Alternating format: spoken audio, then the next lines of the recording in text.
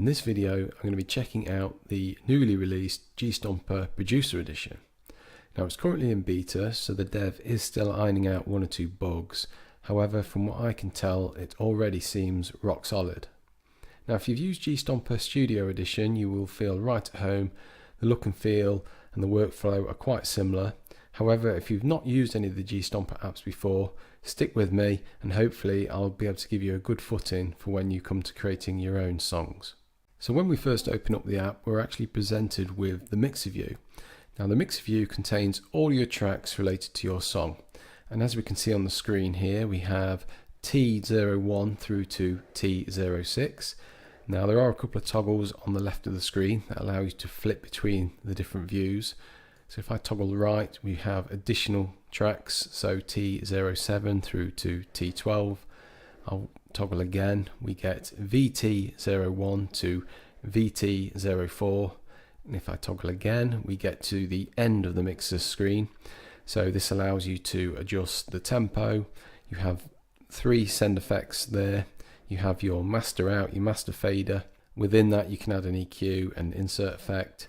And there's also the analyzer at the end, which gives a visual representation of your sound.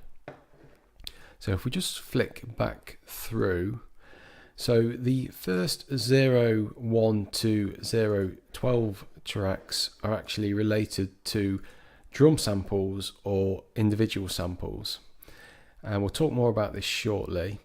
And if I go through to the third view, then the VT01 to VT04, these are related to the synth tracks. It's actually called the VA Beast synth. Now these can be changed within the setup, so depending on the power of your device. I've only got 4 synths buzzed in, and you can see these are grayed out at the end, but you can have up to 6, possibly even more. I've not checked that out. And it's the same with your drums and samples. So by default you get 12. However, if you think you only need 5, then punt for 5. The more tracks you have, the more CPU intensive it is. So I would recommend being basically only use what you need. So all the tracks are identical, but let's take a look at one and then we can just relate this to all the rest. So at the top we have 2 different views. We have the mixer view, which is the default, but there's also a pattern view. So this is where you create your melodies and your drum loops, and then we can relay them back onto the song arranger. So there are 16 by default. However, you have these letters to toggle through as well, so A, B, C and D. So that's actually 64 patterns in total, so plenty to play around with. You also have a play button, so this gives you a preview of the sample that's loaded in. There is a pan control there, so you can pan left and right. You have an effects send, so that buzzes through to what we just looked at previously. So if I just flick through, this send effects at the end of the mixer there.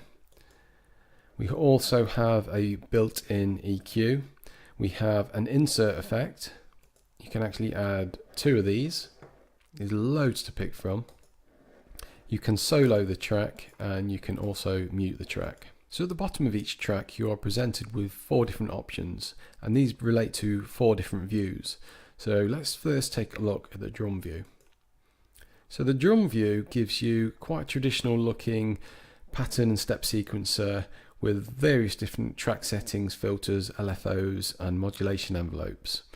So as we can see here, we have all the tracks that relate back to the mixer view. And below that we have your step sequencer, so this is where you will create your beats.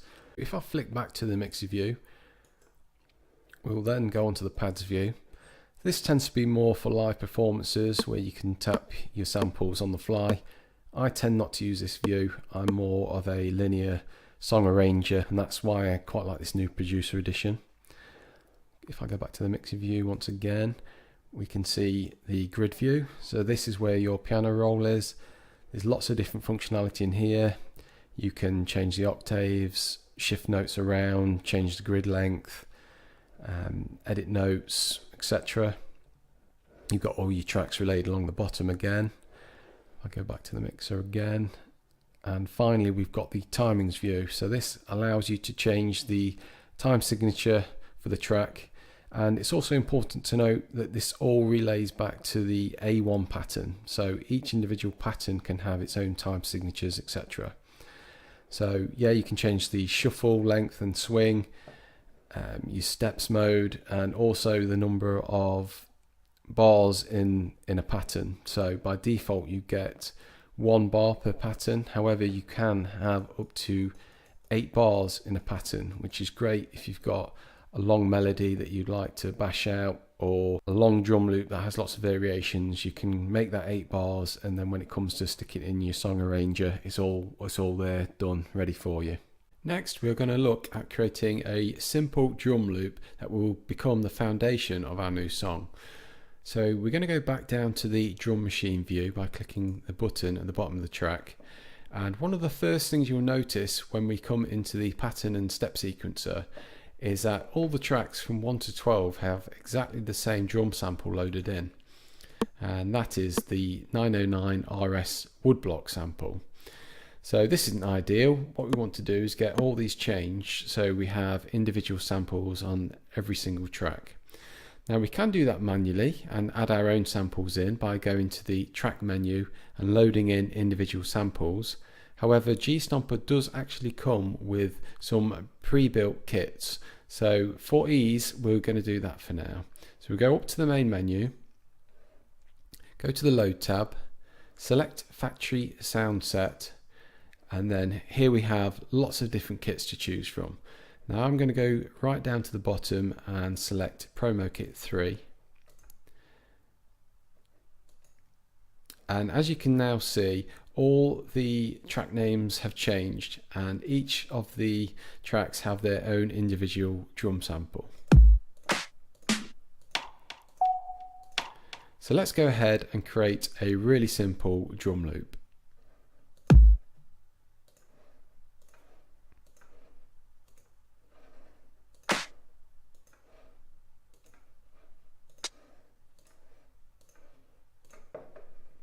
So all I'm doing here is selecting the tracks and then using the step sequencer to trigger those samples at a particular point in time. So if I play back that loop, we should hear what we've got. A slight mistake on the clap there. It's triggering too early. It's on 12th step. I'm just going to drop that on the 13th step. Play that back again. Just before we leave the drum machine, I just want to touch on the concept of having up to 8 bars within a single pattern. Now we did briefly talk about this earlier in the timing and measure window, so I'm going to jump into that view in a second. Just bear in mind that we are on track 1, which is the kick drum. And if we look on the right hand side, there's only 1 bar to this single pattern. Now I'm going to up that to 4 bars. I'm going to jump back to the drum machine. Now on first inspection it actually looks like nothing has changed. However, when I press the playback button, we will notice that these LEDs start to cycle through. Now these LEDs represent 8 bars, so we can have up to 8 bars.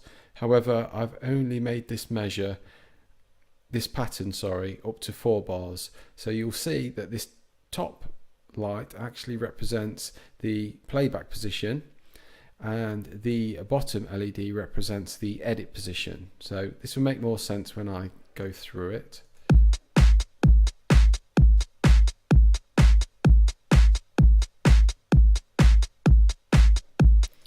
Okay, so as you can see, it's just looped round and it will continue to do so.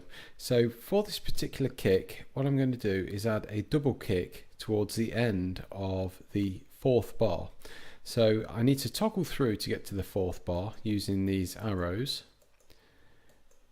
And then on the 15th step, I'm going to drop another kick in. And then if I cycle through again, when this top LED gets round, we should hear the double click.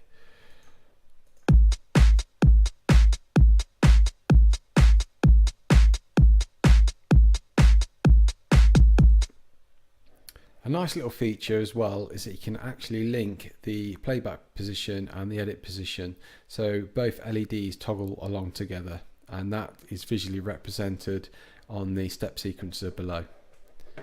So I'll just show you that.